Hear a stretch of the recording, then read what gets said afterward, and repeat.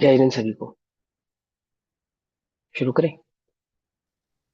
जय जिनेन्द्र सर। जय जिनेन्द्र। नमो अरिहन्ताणं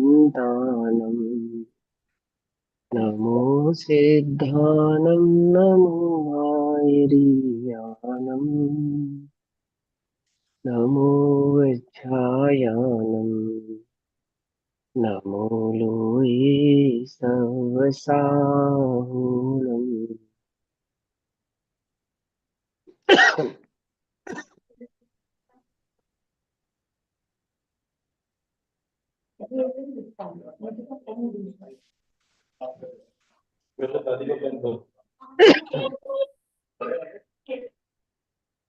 मोक्षमार्गस्य नेतारम् नेतारं कर्मभोगता ज्ञातारां विश्वतत्त्वानां वन्दे तद्गुणलब्धये।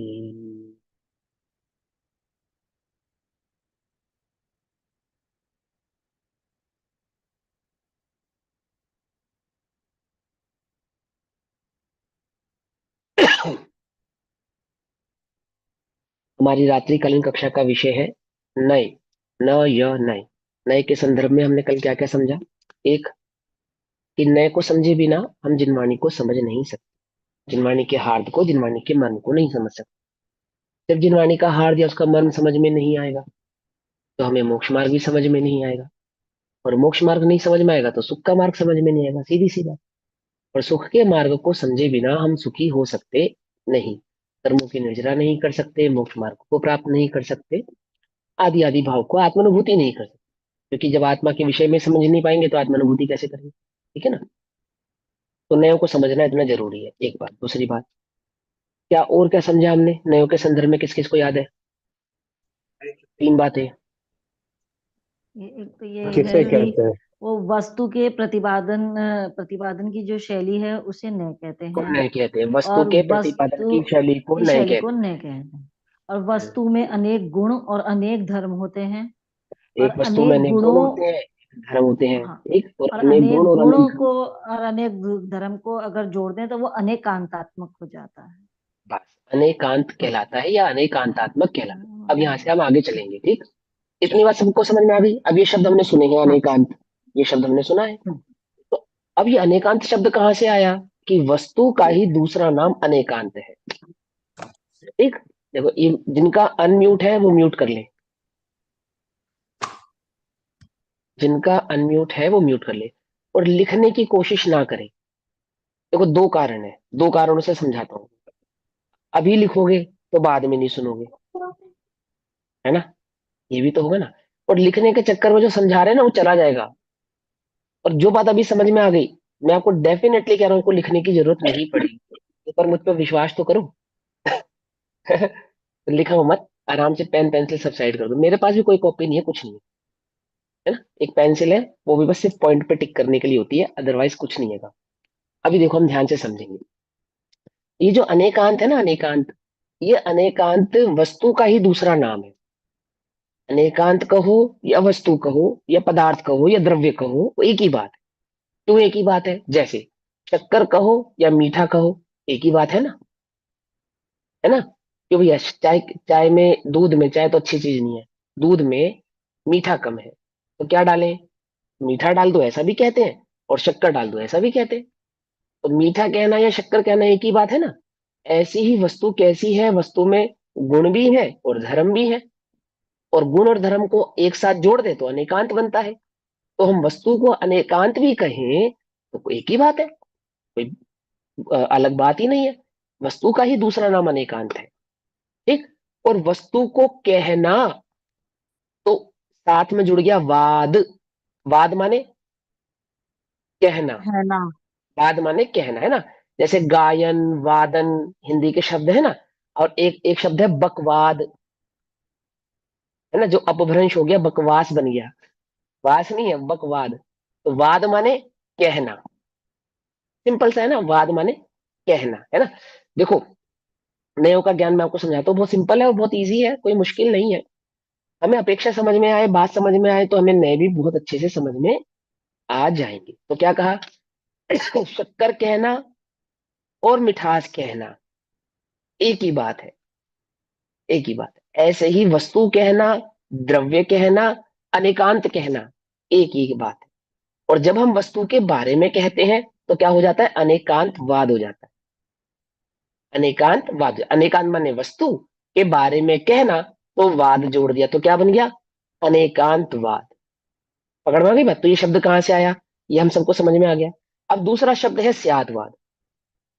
दूसरा शब्द क्या है? स्यादवाद। स्यादवाद की चर्चा हम बाद में करेंगे, पहले थोड़ा सा अनेकांतवाद को समझेंगे। तो एक जो वस्तु होती है वो कैसी होती है कि अनंत गुण वाली होती है, अनंत धर्म वाली होती है। एक शब्द इसके अंदर और जोड़ दो कि अनंत शक्तियों वाली भी होती है। ठीक, अनंत गुण वाली होती है, अनंत धर्म वाली होती है, अनंत शक्तियों वाली भी होती है। गुणों को ही शक्ति भी कहते हैं, और कहीं कहीं कहीं पे गुण और शक्ति दोनों अलग अलग भी होते हैं। ठीक, अभी हमें गुण, शक्ति और धर्म के विषय में जानने की आवश्यकता नहीं है, उसके विषय में सर, ज्यादा डिटेल में पढ़ने गुण की और आवश्यकता धर्म में क्या डिफरेंस है? जो वस्तु तो का बताऊंगा। गुण है वही धर्म होगा या अलग अलग?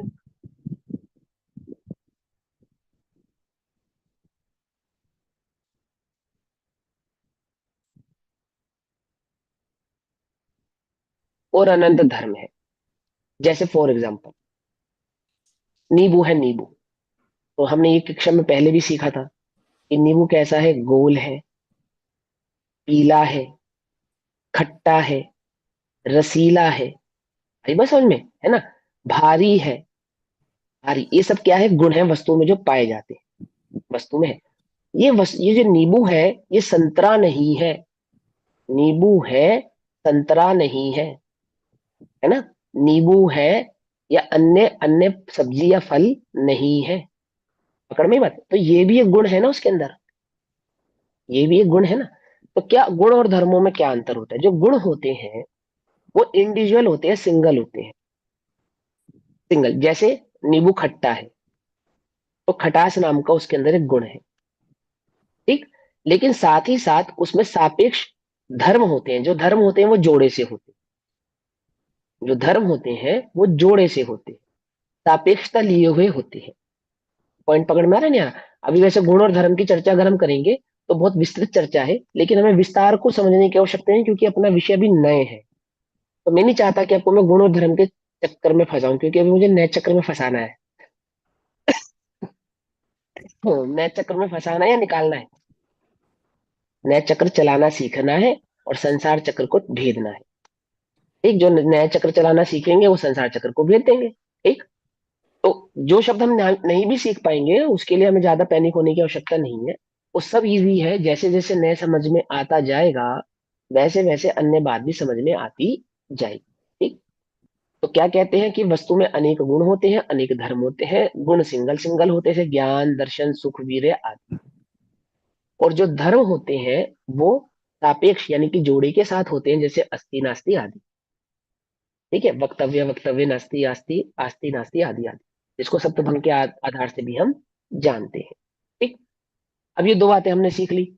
अब थोड़ा और आगे बढ़ते हैं इसके अंदर कि जो अनंत गुण है, उस अनंत गुण की अपेक्षा से वस्तु को कहना, अनंत गुणों की अपेक्षा से वस्तु को कहना। जैसे नींबू कैसा दिखता है? ये पीला दिखता है या गोल दिखता है, तो देखने की अपेक्षा से कहना। नींबू का स्वाद कैसा होता है? कि खट्टा होता है, इस स्वाद की अपेक्षा से कहना। नींबू सस्ता है या महंगा है, तो रेट की अपेक्षा से कहना। नींबू हल्का है या भारी है, तो वजन की अपेक्षा से कहना। समझ में आई बात? नहीं समझ में आई?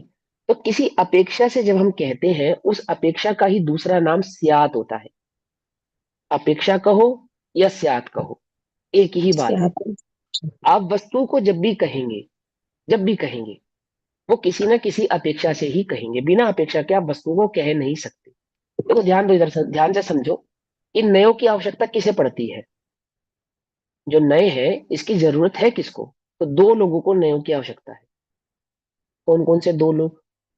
पहला, जिसे वस्तु के बारे में खबर नहीं है, जो वस्तु को जानता नहीं है, जो वस्तु को समझना चाहता है, तो एक तो उसको नए की आवश्यकता पड़ेगी। दूसरा, जो वस्तु को जानता है और समझाना चाहता है या समझा रहा है।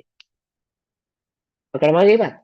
जो वस्तु को जानता नहीं है उसे भी नए की आवश्यकता पड़ेगी। जो वस्तु को जानता है और समझाना चाहता है या समझा रहा है, तो वस्तु के बारे में जो समझाएगा उसे नए की आवश्यकता पड़ेगी। और जो वस्तु के बारे में समझेगा उसे नए की आवश्यकता पड़ेगी। लेकिन जो वस्तु का अनुभव करेगा उसे नए की आवश्यकता नहीं पड़ेगी। क्या कहा? समझ में आई बात? कि अनुभव के समय नयों की आवश्यकता नहीं पड़ती। नयों की आवश्यकता कब पड़ती है? या तो वस्तु के बारे में हमें समझना हो, या तो वस्तु के बारे में हमें समझाना हो। पकड़ में आ गई ना बात? तो अभी हम वस्तु के बारे में, वस्तु कहना या आत्मा कहना या क्षय द्रव्य कहना, ये हम कल कक्षा में समझ चुके हैं। तो अभी हम यहाँ पे वस्तु धर्म के बारे में समझने बैठे हैं ना, समझना चाहते हैं ना।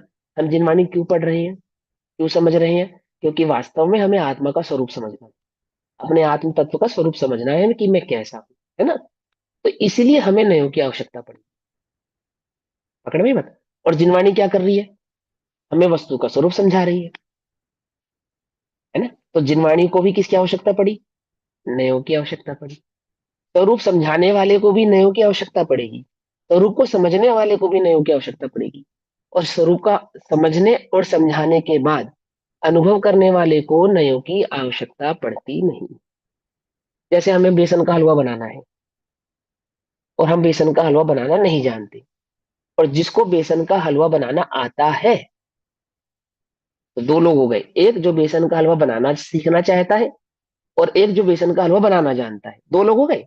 अब हमें बेसन का हलवा बनाना है। हमने पूछा ये बेसन का हलवा क्या होता है, कैसे बनता है, ये क्या वस्तु है, इस बेसन के हलवे में क्या पड़ता है, क्या बेसन के हलवे में आटा पड़ता है?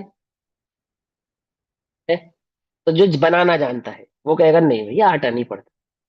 तो क्या सूजी पड़ती है? कि नहीं भैया सूजी भी नहीं पड़ती। तो बोले क्या पड़ता है? बोले आपने ना बेसन का हलवा, तो बेसन के हलवे में बेसन पड़ता है। ओह अच्छा, बेसन पड़ता है। और हम सुन के आ गए। तो अब हम बेसन का हलवा बना लेंगे? बोलो भैया। जो ये भी निर्णय नहीं कर पा रहा था कि इसमें आटा पड़ेगी या सूजी पड़ेगी, और ये इतना सुना कि बेसन पड़ता है, इतना सुनते ही साथ अब बेसन का हलवा बनाना सीख गए हम। ये रुको रुको भैया, अभी पूरा नहीं सुना। अभी तुमने बता तो दिया बेसन के हलवे में बेसन होता है, कि सिर्फ बेसन नहीं होता है। अच्छा तो फिर क्या होता है? कि घी भी होता है। अच्छा घी भी होता है, ठीक। चलो चलो भैया ठीक है, अब तो हम सीख लेंगे। अरे रुको भाई रुको, सिर्फ घी ही नहीं होता। अच्छा तो फिर और क्या होता है? कि शक्कर भी होती है ना, शक्कर भी होती है। तो तीन चीजें हो गई, घी होता है, बेसन होता है, शक्कर होती है। अब तो मैं बेसन का हलवा डेफिनेटली बना लूंगा। कि तुम अभी भी नहीं बना पाओगे भैया, तुम बहुत जल्दी कर लो। ठहरो ठहरो। कि क्या करें? कि पहले बेसन कैसा होना चाहिए? मोटा होना चाहिए, बारीक होना चाहिए। देखो, और फिर बेसन को इतनी आंच पर आपको भूनना पड़ेगा घी के साथ। और भून कब तक भूनना? कि जब तक वो लाल ना हो जाए तब तक उसको भूनना। फिर उसके बाद क्या करना? फिर उसमें थोड़ा सा पानी मिलाना। फिर क्या करना? फिर उसके बाद उसमें शक्कर मिलाना। और कब तक चलाना? कि जब तक वो पानी सूख ना जाए और बेसन का हलवा इकट्ठा होना जाए। ये विधि हो गई। ऐसे ही उसमें तीन चीजें थी ना बेसन के हलवे में, तो तीनों की चर्चा की हम। कि कब बेसन का इस्तेमाल होगा, कब घी का इस्तेमाल होगा, और कब शक्कर का इस्तेमाल होगा। कोई शक्कर और बेसन एक साथ डालकर और बेसन भूनने लगे, बोलो हलवा बनेगा या नहीं बनेगा? नहीं बनेगा ना। अब जो किचन में काम करना जानते हो तो समझ ही सकते हैं आराम से कि नहीं बनेगा। क्या होगा? महाभारत तो हो जाएगी, हलवा नहीं बनेगा। ठीक है ना। तो वो तो सब काम गड़बड़ घोटाला हो जाएगा उसके अंदर। तो उसकी एक विधि भी है। तो ये जितना भी प्रोसेस आपको समझाया गया, पहले ऐसा करना, फिर ऐसा करना, फिर ऐसा करना, ये जितना भी प्रोसेस आपको समझाया जा रहा है, ये सारा का सारा प्रोसेस कहलाता है स्यादवाद। ऐसे ही वस्तु के संदर्भ में, वस्तु कैसी है? अनेकांत है। उस अनेकांत वस्तु को उसके गुण की अपेक्षा से कहना, अथवा उसके धर्म की अपेक्षा से कहना, उस कहने का ही दूसरा नाम है स्यादवाद। स्याद माने अपेक्षा, अपेक्षा से कहना। अपने पास जो जिनवाणी उपलब्ध है वो क्या है? कि वास्तव में अपेक्षाओं का समूह है। क्या है? अपेक्षाओं का समूह। यदि आपको अपेक्षा नहीं मालूम तो आपको जिनवाणी के कथन के विषय में भी कुछ नहीं मालूम। आपको अपेक्षा समझनी पड़ेगी। और इसी अपेक्षा का दूसरा नाम है नय। क्या कहा? समझ आए? अपेक्षा का ही दूसरा नाम क्या है? नय। नय कहना, अपेक्षा कहना, स्यात कहना एक अर्थवाची है। पकड़ में आ गई बात? पकड़ में आ गई? एक ही बात है। हम नय से कह रहे हैं दैट मीन्स अपेक्षा से कह रहे हैं, अपेक्षा से कह रहे हैं दैट मीन्स स्यात। स्यातवाद, अपेक्षा से कहना स्यातवाद, या नय से कहना सो वह भी स्यातवाद। कौन से नय से कह रहे हैं? शक्कर मीठी है या खारी है? मीठी है। तो मीठी क्यों है, खारी क्यों नहीं है? कि भैया खारा नाम का जो गुण है वो शक्कर में होता ही नहीं। अपेक्षा भी कौन सी कहनी? जो वस्तु में है, जो वस्तु में है ही नहीं वो अपेक्षा तो हमें कहनी नहीं है। ठीक है ना? अच्छा, तो कोई ऐसी अपेक्षा भी होती है जो वस्तु में हो ही ना और कही जाए? बोलो। कोई ऐसी अपेक्षा भी होती है जो वस्तु में हो ही ना और हाँ कही होती जाए? है। अस्ति सद्बुद्ध नास्ति, अस्ति असद्बुद्ध हाँ, नास्ति। कौन व्यवहार सी? है होती है। हाँ, असद्बुद्ध व्यवहार नाम है। अभी अभी नाम मत बोलो दीदी, अभी तो नाम हम सिखाएंगे ना। आप तो सिंपल सी समझो। ऐसी कोई अपेक्षा भी होती है जैसे शक्कर में ऐसी हाँ कोई अपेक्षा है जो शक्कर में हो ना और फिर भी हम शक्कर को उस नाम से पुकारें? हाँ, कि शक्कर खट्टी नहीं है, नहीं, ऐसी। ऐसा नहीं। वो तो अपेक्षा शक्कर में है। शक्कर खट्टी नहीं है, वो तो शक्कर में गुण है कि वो खट्टी नहीं है। कर ऐसी 5 रुपए अपेक्षा। किलो है। हाँ, तो जैसे शक्कर को कहना स्टील के डब्बे की शक्कर, ऐसा कहना। समझे नहीं समझे? मैंने जिस पात्र में शक्कर रखी है उस पात्र की अपेक्षा से शक्कर को कहना। शक्कर का और पात्र का आपस में क्या संबंध है? ये कोई संबंध नहीं है। तो भी तो भी हम शक्कर को उसके नाम से पुकारते। जैसे आजकल तो ऐसा सिस्टम नहीं है। पहले घर में जब मिठाई बनती थी तो क्या होती थी, बच्चों में बराबर बांट दी जाती थी। बांटते थे ना, बच्चों को बराबर बांट देते इक्वल। तो घर में 4 बच्चे हैं, 6 बच्चे हैं, 8 बच्चे हैं। आजकल की अरे 1 या 2 बच्चे होते हैं, 8 8 बच्चे तो नॉर्मल बात है। 4 बच्चे, 6 बच्चे, 8 बच्चे। अब 8 बच्चे कितने लड्डू बने? 8 दूनी 16 लड्डू बने। 16 लड्डू बनाए, 8 बच्चे। तो मम्मी पापा को भी जोड़ दो तो 20 लड्डू बने। ठीक।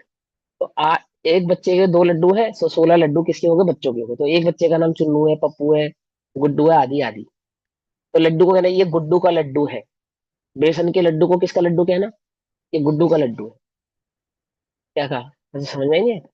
तो ऐसी अपेक्षा उसे भी कहा जाता है जो वस्तु में नहीं होती है, लेकिन नहीं होने पर भी उससे वस्तु के विषय में समझा जा सकता है। पकड़ में ही नहीं? पकड़ में बत तो स्यादवाद और अनेकांतवाद ये थोड़ा थोड़ा हमने समझा कि वस्तु के विषय में सीखने के काम आते हैं नए। अगर हम नयों को समझेंगे तो नयों के माध्यम से हम वस्तु को ही समझेंगे। वस्तु क्यों समझनी है? क्योंकि मैं एक वस्तु हूं, मैं एक द्रव्य हूं। कौन सा द्रव्य हूं मैं? कि मैं जीव द्रव्य हूं। और मुझे मेरे बारे में सीखना या समझना है। तो मुझे मेरे बारे में सीखने या समझने के लिए जिनवाणी में जो मेरे बारे में समझाने की अपेक्षाएं कही गई हैं, उन अपेक्षाओं को समझने का जो कार्य होगा वो इन नयों के माध्यम से ही संपन्न हो सकता है। इसलिए मुझे ये नए सीखने। पकड़ में ही बात? तो मैं क्या हूं? अनेकांत हूं या वस्तु हूं या द्रव्य हूं। और मेरे भीतर जितने जितनी अपेक्षाएं हैं उस अपेक्षाओं से मेरे विषय में कहना या वस्तु के विषय में कहना या द्रव्य के विषय में कहना तो कहलाता है स्यातवाद। अब अगला क्वेश्चन कि कितनी अपेक्षाएं हो सकती हैं? एक वस्तु को कहने में कितनी अपेक्षाएं हो सकती हैं? तो बोलते जितने गुण हो सकते हैं, जितने धर्म हो सकते हैं, उतनी अपेक्षाएं हो सकती हैं। सिंपल है ना? क्योंकि गुण की अपेक्षा से कहना या धर्म की अपेक्षा से कहना यही तो नए है ना। तो कितनी अपेक्षा हो सकती है? नींबू में जितने गुण हैं, जितने जितने गुण या जो जो क्वालिटी उसमें लगाई जा सकती हैं, उस हर एक क्वालिटी की अपेक्षा से कहो तो उतनी उतनी अपेक्षाएं हो सकती है। तो द्रव्य में कितने गुण होते हैं?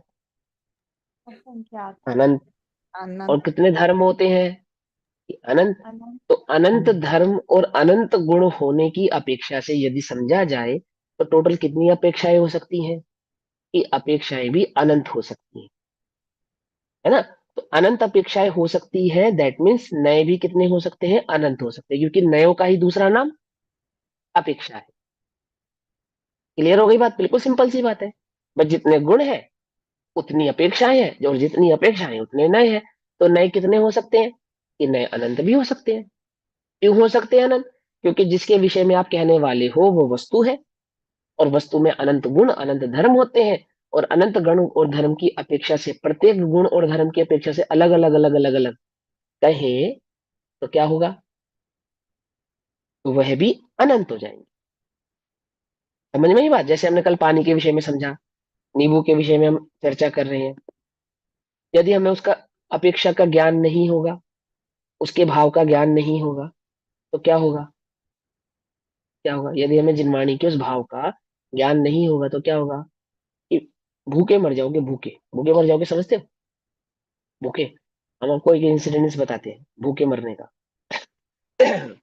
हालांकि ऐसे आफत आई नहीं, पर समझाते हैं। हम पहली बार एमपी गए, एमपी मध्य प्रदेश। ठीक। तो मध्य प्रदेश में जो बोली जाने वाली भाषा होती है उसका नाम है बुंदेलखंडी। क्या भाषा है? बुंदेलखंडी।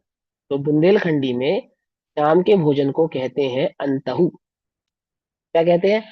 अंतहु। अभी हम गए दिल्ली से, अंतहु हमने कभी सुना ही नहीं, हमें पता ही नहीं कि किसे कहते हैं, है ना। तो हम शाम दोपहर के समय पहुंचे, तो वहां एक बहन ने पूछा कि भैया आप अंतहु करेंगे? तो हमने कहा भैया पता नहीं है किसका अंत करवाने वाली है हमसे। तो हमने उसको मना कर दिया कि भैया हम किसी का अंतवन नहीं करेंगे। तो जो वो बहन चली गई, तो हमारे साथ महेंद्र भैया, तो उन्होंने पूछा भैया तुझे पता है अंतव किसे कहते हैं? मैंने कहा हमें नहीं पता भैया अंतव क्या होता है। बिना सोचे समझे जाने हमने ना कह दिया।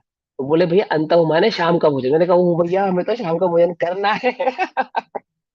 हम तो भैया भूखे मर जाएंगे, शाम का भोजन करना है, पकड़ो उन्हें भैया बुलाओ, हमें तो अंतव करना है। अब हमें ज्ञान नहीं होगा, हमें समझ नहीं होगी वो बात क्या कहना चाहते हैं, वो बात नहीं मालूम होगी, तो क्या होगा? हमारा क्या होगा? प्रयोजन सिद्धि नहीं होगा, नुकसान हो जाएगा। समझे नहीं समझे? तो ऐसे ही अगर हमें जिनवाणी का भाव नहीं मालूम होगा, वो क्या कहना चाहती है वो बात नहीं मालूम होगी, तो क्या हो जाएगा कि वो जो हमारा प्रयोजन है, वो प्रयोजन कभी भी सिद्ध हो पाएगा नहीं। क्योंकि जिनवाणी में आपको ऐसे कथन मिलेंगे, कहीं पे कहेंगे आत्मा कर्म का करता है, और कहीं कहेंगे आत्मा कर्म का करता नहीं है। कहीं पे कहेंगे राग का करता है, कहीं कहेंगे राग का करता नहीं है। कहीं कहेंगे संसारी है, कहीं पे कहेंगे सिद्ध समान है, कहीं पे कहेंगे कि ये तो पापी है, मिथ्या दृष्टि है, और कहेंगे ये तो शुद्ध स्वरूप ही है, चैतन्य घन है। समझ में? तो मैं पापी हूं या शुद्ध हूं, मैं बंधता हूं या निर्बंध हूं, मैं संसारी हूं या मुक्त हूं, मुझे कैसे मालूम चलेगा? मुझे कैसे पता चलेगा? तो नयों का ज्ञान होने से ही मैं इस भाव को भली प्रकार से समझ सकता हूं कि वास्तव में मैं हूं क्या और कैसे हूं। समझ में बात? और जब मैं ये निर्णय करूंगा, क्या निर्णय करूंगा कि मैं हूं क्या और कैसा हूं, तभी मैं वास्तव में अपने स्वरूप का अनुभव कर पाऊंगा। जैसे हलवा बनाना सीखा, बनाते समय भी हमने ध्यान रखा, लेकिन खाते समय जब हम हलवे को खाते हैं तो कैसे स्वाद लेते हैं? शक्कर का अलग, बेसन का अलग और घी का अलग, ऐसे स्वाद लेते हैं ना? ऐसे नहीं लेते, तो फिर कैसे लेते हैं? सबका मिला जुला। हलवे का मिला जुला, बस हलवे का मतलब अखंड हलवे का स्वाद लेते हैं, अखंड। अखंड, समझे? मैंने उसमें शक्कर का स्वाद अलग लें, बेसन का स्वाद अलग लें, जो उसमें ड्राई फ्रूट्स हो तो उसका स्वाद अलग ले, ऐसा नहीं। क्या खा रहे हो भैया कि हम बेसन, शक्कर और घी का घोल खा रहे हैं? क्या कि हम क्या खा रहे हैं? हम हलवा खा रहे हैं। स्वाद किसका आ रहा है? ये हलवे का आ रहा है ना। ऐसे ही जो आत्मा का अनुभव है, तो किसका अनुभव कर रहे हैं? कि आत्मा का अनुभव कर रहे हैं। कैसा अनुभव कर रहे हैं? कि आत्मा ज्ञान वाला है, दर्शन वाला है, सुख वाला है, अरे भाई हम तो बस एक आत्मा का अनुभव कर, समझे? तो अनुभव में क्या नहीं लगते? नए नहीं लगते। अनुभव के काल में नयों की आवश्यकता नहीं पड़ती। परंतु जिन्हें अनुभव नहीं है, उन्हें आत्मा को समझे बिना अनुभव नहीं हो सकता। तो आत्मा को समझने के लिए उन्हें नयों की आवश्यकता पड़ती है। जिन्हें अनुभव है उन्हें आत्मा समझाना है, और उसे आत्मा की खबर नहीं है, तो उसे आत्मा को समझाने के लिए नयों की आवश्यकता पड़ती है। समझने और समझाने के लिए नयों की आवश्यकता पड़ती है, और अनुभव करने के लिए नयों की आवश्यकता नहीं पड़ती। इस नय का एक नाम, जैसे अपेक्षा है, स्यात है, नय है, इसी नयों का एक नाम पक्ष भी है। क्या नाम है? पक्ष। ठीक। ये सब नाम मैं इसलिए ले रहा हूं कि आप कहीं कहीं पे पढ़ेंगे, तो आपको ध्यान में रहना चाहिए कि क्या क्या नयों को पुकारा जाता है। नय कहा जाता है, स्यात कहा जाता है, अपेक्षा कहा जाता है, पक्ष भी कहा जाता है। सिंपल। अब ये हो गया नयों के बारे में ऊपर ऊपर का छोटा छोटा ब्रीफ। अब भैया अनंत नय होते हैं। अब इन अनंत नयों को हम कैसे पढ़ें, कैसे समझें? कि अनंत नयों को पढ़ने और समझने के लिए अनंत नय पढ़ने और समझने की आवश्यकता नहीं। आप अनंत नयों को समझना चाहते हो तो आप मोटा मोटा 8 नयों को समझ लेंगे, तो आपको आपो आप ही अनंत नय समझ में आ जाए। जैसे पके हुए चावल को देखने के लिए कि चावल पके या नहीं, तो ऊपर के 2 4 5 दाने चावल के चेक करने से हमें ये पता लग जाता है कि कुकर में या बर्तन में बाकी के सभी चावल इसी अपेक्षा से पक चुके हैं। इसी तरीके से जैसे ये पक गए हैं, ऐसे बाकी भी पक गए हैं। तो ऐसे ही 8 नयों के विषय में अगर हम जानकारी लेते हैं, संज्ञान लेते हैं, समझते हैं, तो हमें ये बात समझ में आएगी कि हमें अनंत के अनंत नय समझ में आ जाए। समझ में आई बात? 8 नयों को समझने से अनंत नय समझ में आ जाए। तो आज हमें जो नए समझने हैं वो टोटल कितने हैं? 8 है। टोटल कितने हैं? 8। इन 8 नयों को 2 भागों में डिवाइड किया गया है। इन 8 नयों को 2 भाग, जैसे 8 कर्म है, 4 घाती, 4 अघाती, ऐसे ही 8 नय है, 4 निश्चय के और 4 व्यवहार के। समझ में आई बात? ठीक है ना? तो नए कितने हैं कि नए अनंत है। ठीक। कहीं कहीं पे 47 नए भी पढ़ने को आएंगे, कहीं कहीं पे 7 नए भी पढ़ने में आएंगे। ठीक। और कहीं कहीं पे ये 8 नए की चर्चा भी होगी, कहीं कहीं पे 2 नए भी कहे जाएंगे। लेकिन जब आप नए समझ जाओगे तब आप समझ जाओगे कि 47 क्यों कह रहे हैं, 8 क्यों कह रहे हैं, 7 क्यों कह रहे हैं, 5 क्यों कह रहे हैं, वो सब समझ में आ जाएगा। क्योंकि नयों का ही दूसरा नाम है अपेक्षा। इस अपेक्षा से 47 कह रहे हैं, इस अपेक्षा से अनंत कह रहे हैं, इस अपेक्षा से 8 कह रहे हैं।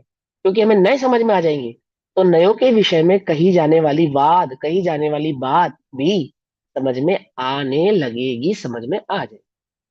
उसके लिए हमें ज्यादा प्रैक्टिस करने की और बहुत ज्यादा दिमाग पर जोर डालने की आवश्यकता नहीं। तो आज हमें जो नए समझने हैं, सिर्फ 2 नए समझने। दो, 2 नए कौन कौन से? सबसे पहले नयों का मूल नाम निश्चय नय और व्यवहार नय। क्या नाम है? निश्चय नय और व्यवहार नय। टोटल नय कितने समझने हैं? 8। टोटल नय 8 समझने।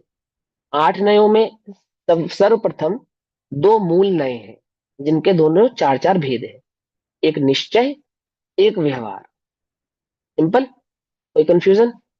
बिल्कुल सिंपल सी बात है। जो निश्चय है वो भी 4 प्रकार का है, जो व्यवहार है वो भी 4 प्रकार का।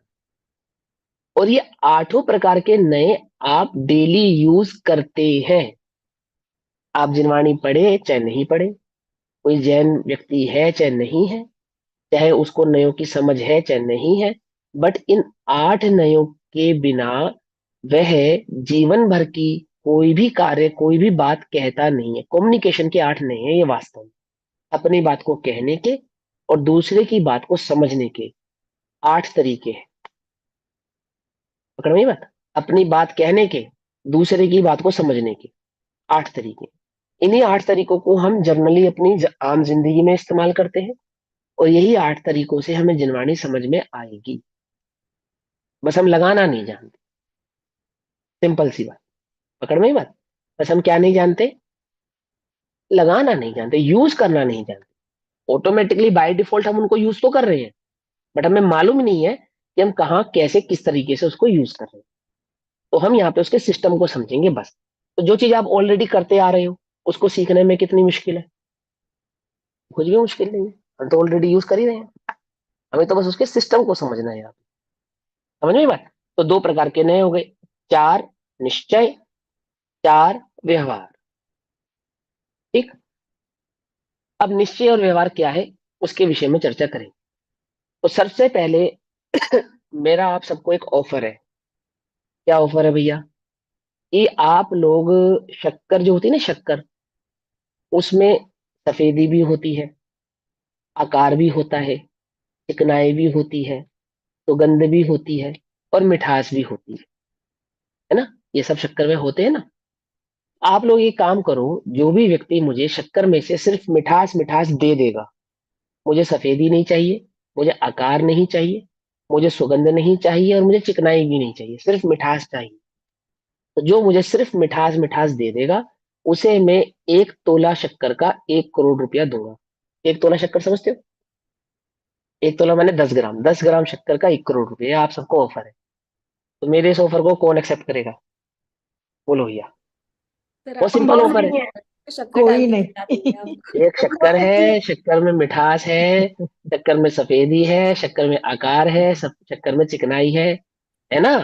आप मुझे उसमें से चिकनाई नहीं चाहिए, आकार नहीं चाहिए, उसकी सफेदी नहीं चाहिए, सिर्फ मिठास मिठास मात्र चाहिए।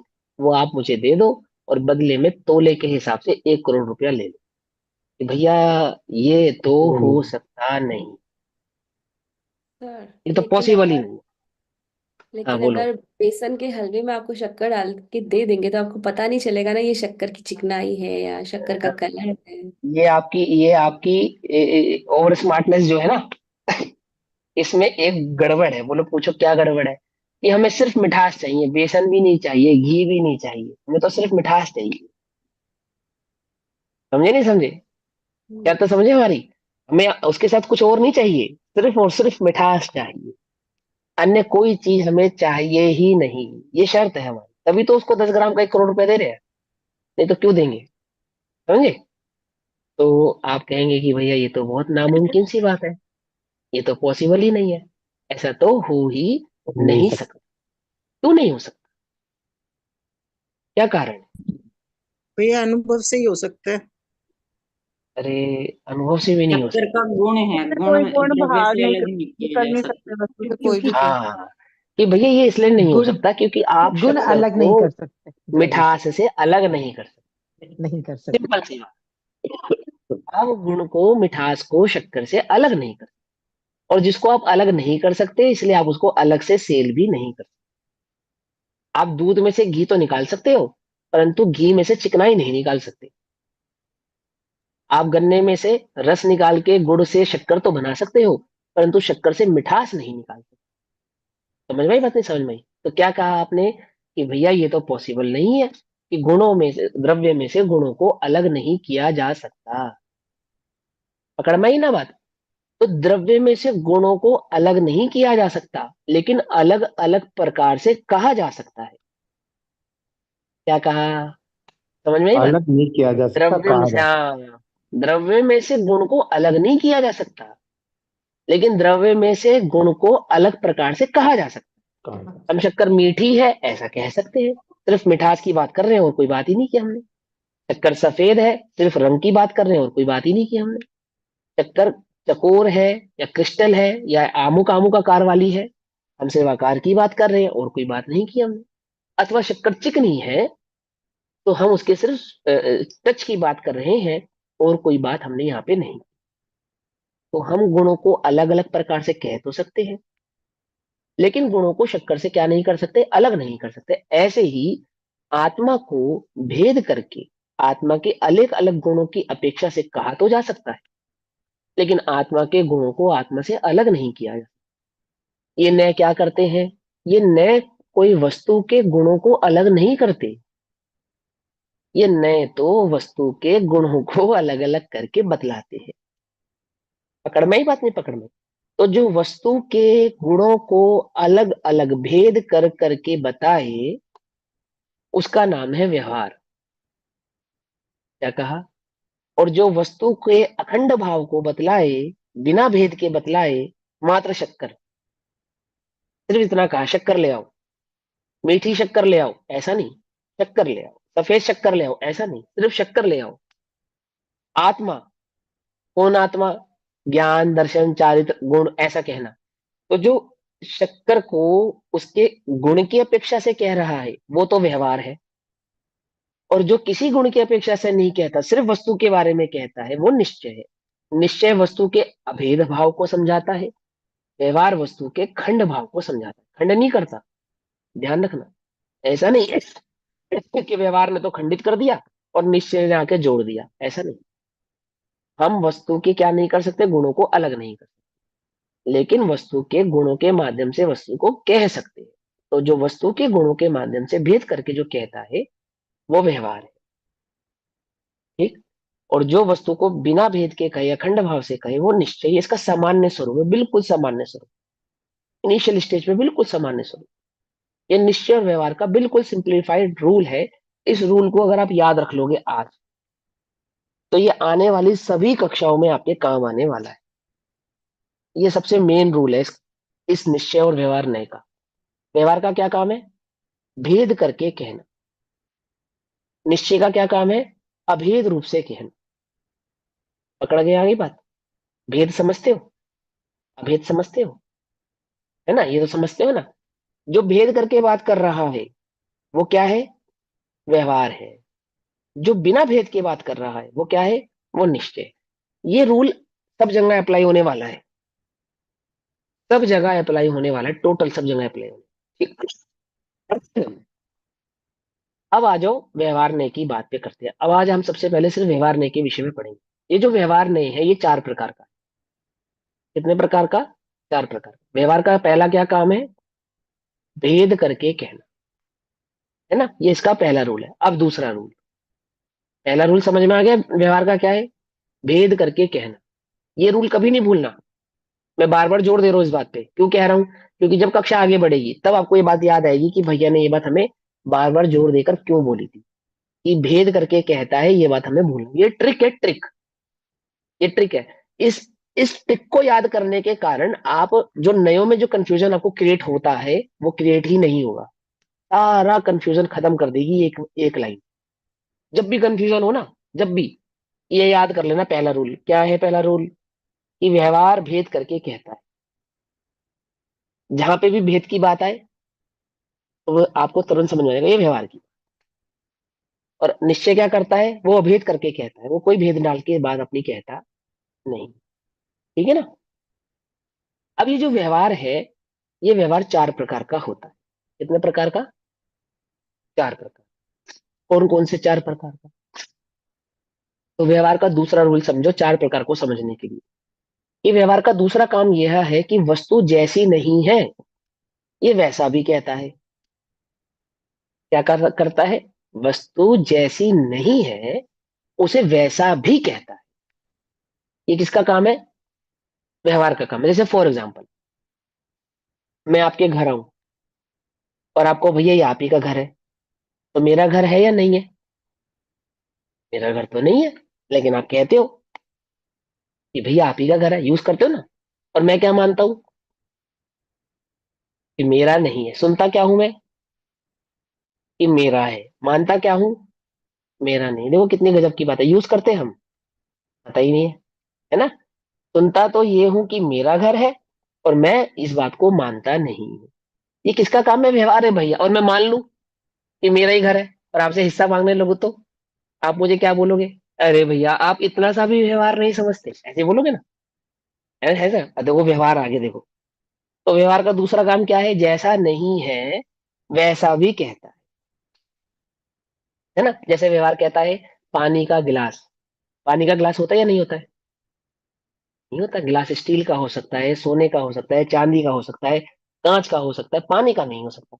लेकिन फिर भी क्या कहते हैं? पानी का गिलास, दूध का गिलास, ऐसे कहते हैं ना।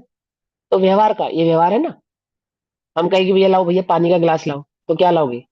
पानी का गिलास लाओगे या स्टील का गिलास लाओगे? हैं?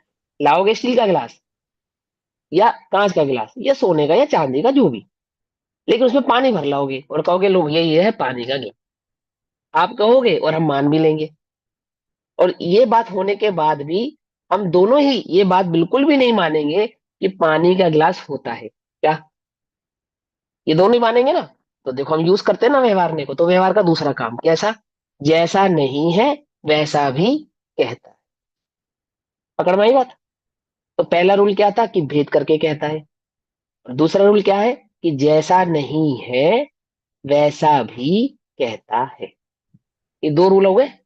बस ये दो ही रूल याद रखने हैं, बाकी चीजें याद करने की आवश्यकता नहीं। दो रूल याद हो गए, व्यवहार ने पूरा याद हो गया। अब कायदे में तो पूरा व्यवहार ने सीख गए आप। सही बता रहा हूं मैं आपको, कोई अतिशयोक्ति नहीं, पूरा व्यवहार ने आपकी समझ में आ चुका है। अब जिनवाणी के किसी भी बारे में हम आपसे चर्चा कर लें, आप कहीं पे भी अटकने वाले नहीं। लेकिन फिर भी हम उसको थोड़ा और विशेष प्रकार से समझेंगे। क्यों समझेंगे? कि भैया हमें मजा आ रहा है। अबे हमें पढ़ाने में तो आ रहा है मजा, तुम्हें पढ़ने में आ रहा है नहीं आ रहा हमें नहीं मालूम। ठीक है भैया। होता ना, जैसे आ तुम्हारी रहा, तारीफ हमें करें, पढ़ने में भी मजा आ रहा एक करे, है ना, एक तारीफ करे तुम्हारे गुण की, दो तारीफ करे तो तुम्हें और लगता है ना, और कहो और कहो, ऐसा लगता नहीं लगता? ये लगता है, भैया दो हो गई बस बहुत है, और नहीं सीखनी है, और नहीं सुननी। जिसको दो प्रिय होती है उसको और भी प्रिय होती है ना। तो हमें इतनी बात समझ में आई, तो हम व्यवहार के बारे में थोड़ा और जानना चाहते हैं, ताकि हमारी किसी प्रकार की और कंफ्यूजन क्रिएट ना हो हमें, है ना।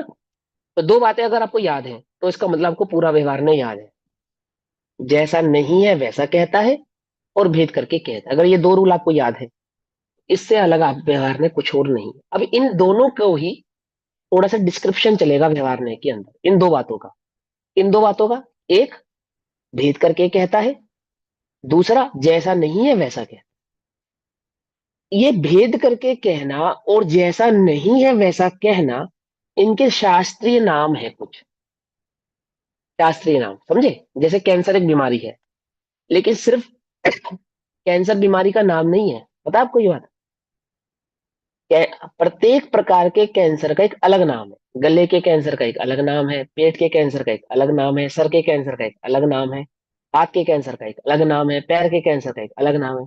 और समग्र रूप से कह दो तो कैंसर, खत्म बात। आम जब भाषा में तो उसको कैंसर कहा जाता है, लेकिन डॉक्टरी भाषा में सर के कैंसर को कैंसर नहीं कहा जाता, गले के कैंसर को कैंसर नहीं कहा जाता, पेट के कैंसर को कैंसर नहीं कहा जाता। उसका एक नाम होता है। ऐसे ही शास्त्रीय भाषा में भी भेद करके कहता है, और जो नहीं है उसको भी कहता है। ये नाम नहीं है, उसके कुछ और नाम है। तो हमें उन नामों को याद करना है। समझ में बात? पकड़ में बात? तो हाँ, ये शास्त्रीय नाम है। क्या, किन किन चीजों के शास्त्रीय नाम? भेद करके कहता है इसका शास्त्रीय नाम, और जैसा नहीं है वैसा कहता है इसका शास्त्रीय नाम। आ गई बस समझ में? सिंपल सी बात है। कोई मुश्किल है? कोई मुश्किल भी नहीं है। अब कैसे याद करेंगे? हमको इसको याद करने की भी छोटी सी ट्रिक है कि आपको दो नाम और याद करने हैं। एक नाम तो आपने याद ही कर लिया, निश्चय और व्यवहार। तो निश्चय की तो अभी हम बात ही नहीं कर रहे, व्यवहार की तो हम बात कर रहे हैं। तो व्यवहार में आपको दो नाम और याद करने, कौन कौन से? पहला है सद भूत असद भूत। क्या कहा? सद भूत असद भूत। अब ये सदभूत और असदभूत क्या होता है? ये किस प्रकार के भूत है जो व्यवहार के साथ चिपट गए? समझे? भूत चिपट जाता नहीं चिपट जाता है? चिपटना समझते हो? किसी को भूत लग गया उसको कहते हैं भूत चिपट गया। तो ये कौन से भूत हैं जो इस व्यवहार के साथ चिपट गए? तो सुनो भैया, ये कैसे किस प्रकार के भूत है, इन भूतों को समझना बहुत जरूरी है। समझे ना? ये भूत बड़े कमाल के हैं। ये भूत आपको निश्चय में भी मिलेंगे, है ना। कौन से भूत हैं ये वो भूत नहीं है जिन्हें लोक में भूत कहा जाता है। भूत का मतलब होता है होना। भूत का मतलब होता है होना है। समझे? भूत जैसे कहते हैं, भूत के शब्द होते हैं हिंदी में, अ, स्वरूप अद्भुत। भूत, अद्भुत। अद्भुत, स्वरूप भूत, अद्भुत, ऐसे ऐसे नाम आपको वहां पे मिलेंगे। अब सिंपल सी बात है, भूत का मतलब है होना, एग्जिस्ट, है। और सद माने एक्चुअल में है। दो प्रकार से, है और एक्चुअल में है, उसको कहते हैं सद भूत। सद माने एक्चुअल में, सत्य में, और भूत माने होना। ऐसा व्यवहार, ऐसा व्यवहार, व्यवहार के दो रूल कौन कौन से? एक तो भेद करके कहना, और दूसरा जैसा नहीं है वैसा कहना। तो क्या वस्तु में भेद है? वस्तु में भेद है, शक्कर में भेद है? नहीं है ना, आप अलग नहीं कर सकते ना। क्या सीखा था हमने कि हम शक्कर से, वस्तु से उसके गुण को अलग नहीं कर सकते। तो भेद तो है ही नहीं, पहली बात तो। और जैसी नहीं है वैसा भी कहता है, दोनों ही बातें नहीं है। नहीं होने पर भी जो सत्य है, नहीं होने पर भी जो सत्य है, जैसे जिस गिलास में पानी हो उसे पानी का गिलास कहते हैं, तो गिलास पानी का होता है क्या? नहीं है। परंतु उस गिलास में पानी है, ये बात बिल्कुल सत्य है, ये बिल्कुल सत्य है ना? और पानी की अपेक्षा से वह गिलास पानी का गिलास कहलाएगा। अगर हम पानी को देखेंगे तो हमने अपने मन से उसको पानी का गिलास नहीं कह दिया है, क्योंकि उसमें पानी है, एक्चुअल में है, रियल में है, हमारे मन से नहीं है। अगर हम उस गिलास में से पानी को निकाल दें और कुछ ना रखें, तब कोई उसे पानी का गिलास कहेगा? कि जगत में कोई भी उसे पानी का गिलास नहीं। और उसी गिलास में से पानी को निकालकर दूध भर दें, तो उसी पानी के गिलास को सभी लोग क्या कहेंगे? दूध का गिलास। तो ये सभी लोगों को कैसे पता चला ये दूध का गिलास है? कैसे मालूम चला उन्हें कि भैया उसमें दूध है सद है, सद। और इसी इसी है की वजह से ये जो चांदी का, सोने का, स्टील का गिलास है, ये दूध का हो गया भूत। दूध है इसलिए दूध का हो गया सद भूत। समझ में आई बात? नहीं समझ में? पानी है इसीलिए पानी का हो गया सद भूत। पानी है सद, और पानी का हो गया भूत, सद भूत। है तो किसका? वास्तव में तो जैसा है नहीं वैसा कह रहा है। एक काम, पहला रूल तो यही है ना उसका, ये रूल नहीं बदलेंगे कभी भी, ये रूल कभी भी नहीं बदलेंगे। लेकिन फिर भी अगर वो कह रहा है जैसा नहीं है वैसा, अगर वो फिर भी कह रहा है, तो उसके प्यास, उसके एक लॉजिक है। पकड़ में आई बात? नहीं पकड़ में आ रही है? व्यवहारने का मतलब ऐसा नहीं कि वो प्योर झूठा ही है, 100% झूठ ही है। जब आप समय सार पढ़ेंगे तो वहां पे एक गाथा आएगी, वहां पे ये कहा जाएगा आपसे कि व्यवहार की अपेक्षा से देखने पर व्यवहार ने सद्भूत है, सत्य है, सत्य है। निश्चय की अपेक्षा से असत्य, और निश्चय की अपेक्षा से निश्चय को देखने पर निश्चय सत्य है, परंतु व्यवहार की अपेक्षा से वही निश्चय असत्य है। ठीक है ना? तो हम यहाँ पे क्या समझाना चाहते हैं? भले ही व्यवहार ने ऐसी बात कह रहा है जैसी वस्तु में नहीं है, तो भी इलॉजिकल बात नहीं कह रहा। पकड़ में ही बात? कोई ऐसी बात नहीं कह रहा जिसमें कोई लॉजिक ही नहीं, वो लॉजिकल बात है जो वो कह रहा है। क्यों है वो लॉजिकल बात? क्योंकि जिनवाणी में कोई भी बात, चाहे वह निश्चय से कही जाए चाहे व्यवहार से कही जाए, इलॉजिकल नहीं होती, उसमें एक लॉजिक होता है, इसीलिए वो शुद्ध रहती है। नए क्या काम करते हैं? विविध नए कल्लोल विमला, क्या करते हैं? विमल रखते हैं। जिनवाणी को क्या रखते हैं? विमल रखते हैं। अब जिनवाणी में पहले ही आप ऐसा नए लगा दोगे, कैसा नए? जो पहले ही जैसा नहीं है वैसा कह रहा है, तो जिनवाणी तो असत्य हो गई। हो गई नहीं हो गई? कि भैया ऐसी असत्य नहीं हो गई, वह असत्य बात भी ऐसी कहेगा जिसमें कोई लॉजिक होगा। बिना लॉजिक की असत्य बात भी यहाँ पे नहीं कही जाएगी। कि असत्य में भी लॉजिक होता है, कि हाँ, असत्य में भी लॉजिक होता है। कैसे होता है मालूम है? देखो मैं आपको समझाता हूँ। ये उदाहरण आपको समझ में आ जाएगा ना, तो आपको नयों का खेल समझ में आ जाएगा। एक व्यक्ति एक वकील के पास गया और उसने कहा कि देखो वकील साहब, मेरे पास बिल्कुल भी पैसा नहीं है, मैं बिल्कुल निर्धन हूं, ठीक, लेकिन मुझे वकालत सीखनी है। तो मैं आपको ये प्रण देता हूं, ये वचन देता हूं कि आपसे वकालत सीखने के बाद मैं जो भी पहला केस जीतूंगा उस केस की फीस आपको दे दूंगा। क्या क्या निश्चय किया उसने, क्या एग्रीमेंट किया उसके साथ? कि वकील साहब आप मुझे वकालत सिखा दो, वकालत सीखने के बाद जो भी मेरा पहला केस होगा उस केस को मैं जीतूंगा, और जीतने के बाद उसकी जो भी फी मुझे प्राप्त होगी वो मैं आपको दे दूंगा। मैं आपको व्यवहार नहीं समझा रहा हूं, बड़े ध्यान से समझना। कैसे लॉजिकल है ये, असत्य होता हुआ भी कैसे लॉजिकल है, ये समझ रहे हैं हम उदाहरण से। तो वकील ने कहा चलो मेरे को तेरी बात समझ में आ गई, डन, एग्रीमेंट डन हो गया। 5 वर्ष लगे, लड़के ने वकालत सीख ली। वकालत सीखने के बाद वकील ने कहा भाई तू वकील बन चुका है, अब वादे के मुताबिक जो भी तेरा पहला केस होगा उसके हिसाब से जो उस केस को जीतेगा वो फीस मेरी है। उसने कहा ठीक है, मेरे पास पहला केस आने दो। तो ऐसा करते करते 1 साल बीत गया, 2 साल बीत गए, 3 साल बीत गए, और लड़के के पास उसने कोई केस नहीं लड़ा। ठीक है। वो वकील उसके पास गया, कह रहा भाई ये 3 साल हो गए, मेरी फीस।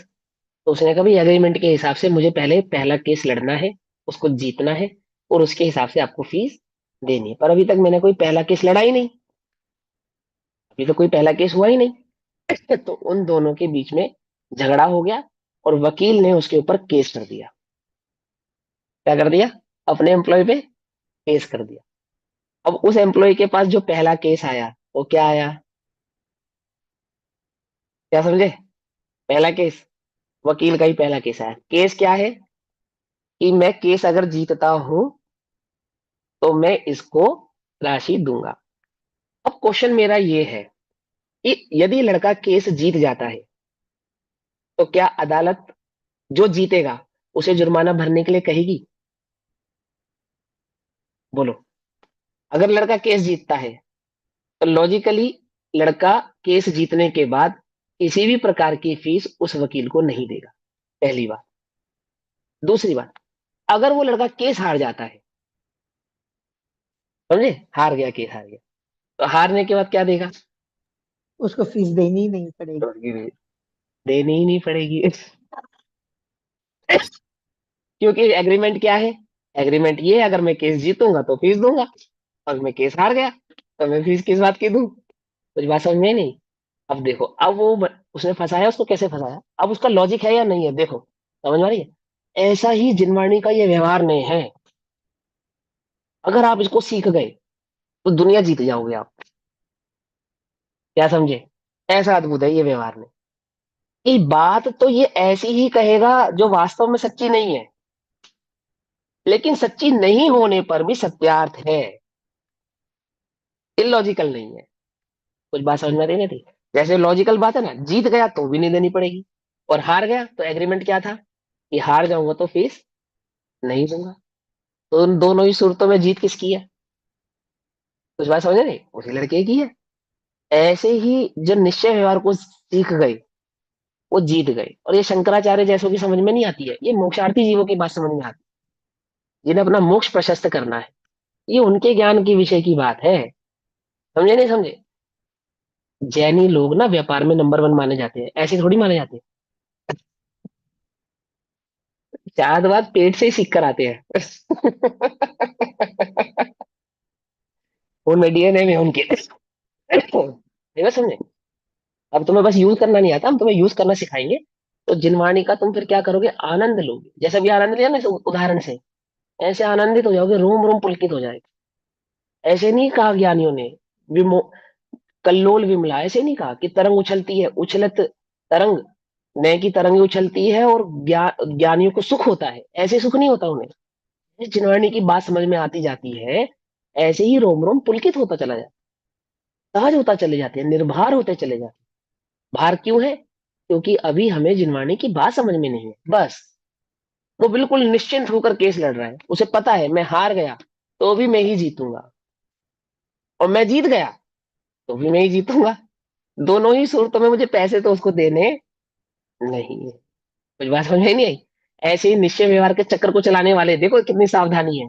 अपना गला नहीं कटेगा, कर्म कटेगी। तलवार दूधारी है, तलवार दूधारी है, इधर भी धार है, इधर भी धार है।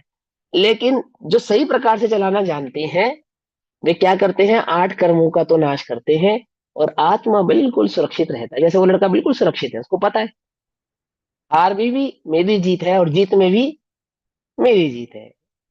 समझ में आती? समझ में है ना? ऐसे ही व्यवहार में अब देखो, इलॉजिकल मतलब कहेगा तो वह जैसा नहीं है, परंतु इलॉजिकल कोई बात नहीं रहेगी। बात सारी की सारी कैसी रहेगी? लॉजिकल ही। इस लॉजिकल बात को कहते हैं सद्भूत। क्या कहते हैं? सद्भुत। अब ये लॉजिक भी दो प्रकार का होता है, ये लॉजिक भी दो तरह का होता है। एक सद्भुत लॉजिक, एक असद्भुत लॉजिक। क्या कहा? एक सद्भुत लॉजिक, एक असद्भुत लॉजिक। पहला नाम क्या, नाम याद किया हमने? व्यवहार। व्यवहार के हमने दो भेद करे, सद्भुत, असद्भुत। जो एक्चुअल में है और कहा जा रहा है, और एक जो नहीं है और कहा जा रहा है। असद नहीं है। सद माने होना, तद माने है, भूत माने होना, जो है उस रूप होना। तद्भूत, तो जो है उस रूप कहा जा रहा है, और जो नहीं है उस रूप कहा जा रहा है। दो बातें हो गई। तो व्यवहार नहीं के दो भेद हमने सीखे, सद्भूत, असद्भूत। अब इस सद्भूत और असद्भूत के भी दो भेद हैं। उपचरित तद्भूत व्यवहार ने, अनुपचरित तद्भूत व्यवहार ने। ऐसे ही उपचरित असद्भुत व्यवहार में, अनुपचरित असद्भुत व्यवहार में।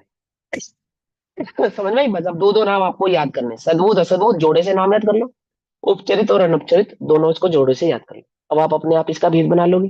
किताब खोल के मत बनाना, ईमानदारी रखना, किताब बंद रखना। पहला क्या है? निश्चय, सॉरी, पहला क्या है? व्यवहार। व्यवहार के हमने दो भेद करे, सद्भुत, असद्भुत। ये सद्भुत भी दो प्रकार का है, ये सद्भुत भी दो प्रकार, उपचरित, अनुपचरित। और ये असद्भुत भी दो प्रकार का है, उपचरित और अनुपचरित। तो कैसे बन गए? उपचरित तद्भुत व्यवहार नय, अनुपचरित तद्भुत व्यवहार नय। अब ऐसे अनुपचरित पद, उपचरित असद्भुत व्यवहार नय, अनुपचरित असद्भुत व्यवहार नय। टोटल कितने हो गए व्यवहार नय के भेद? चार भेद हो गए, बस सिंपल सी बात।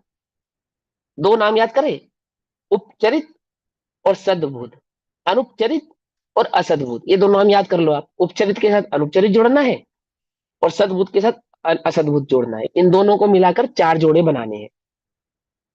मुश्किल लग रहा है? फिर बताते, बिल्कुल इजी। व्यवहार, व्यवहार के दो भेद करें, सद्भुत, असद्भुत। ये सद्भुत में दो तरह का सद्भुत है, उपचरित, अनुपचरित। और असद्भुत भी दो तरह का है, उपचरित और अनुपचरित। बस खत्म बात। टोटल कितने हो गए? चार हो गए या नहीं हो गए? सिंपल से है ना। अब पूरा नाम लेंगे तो साथ नाम के साथ नाम जोड़ते चले जाओगे तो पूरा नाम हो जाएगा। और पूरा नाम याद भी नहीं रहे तो इतना याद रखो, एक व्यवहार है, उसमें सद्बुद्ध है, असद्बुद्ध है। वो सद्बुद्ध भी उपचरित और अनुपचरित से दो प्रकार का है, और वो असद्बुद्ध भी उपचरित और अनुपचरित से दो प्रकार का है। बस सिंपल। अब ये उपचरित क्या होता है, अनुपचरित क्या होता है, सद्बुद्ध क्या होता है, असद्बुद्ध क्या होता है, और जिनवाणी में ये कहाँ कहाँ यूज हुआ है, किस प्रकार से यूज हुआ है, तो ये बात हम कल की कक्षा में सीखेंगे। अभी समय हुआ, ठीक। तब तक के लिए सभी को जय जिनेन्द्र। ओम नमः सिद्धि। निज निधि निज में बताई, जहाँ अनंत उपकार है, उसके लिए जिनवाणी माँ को वंदना शतबार।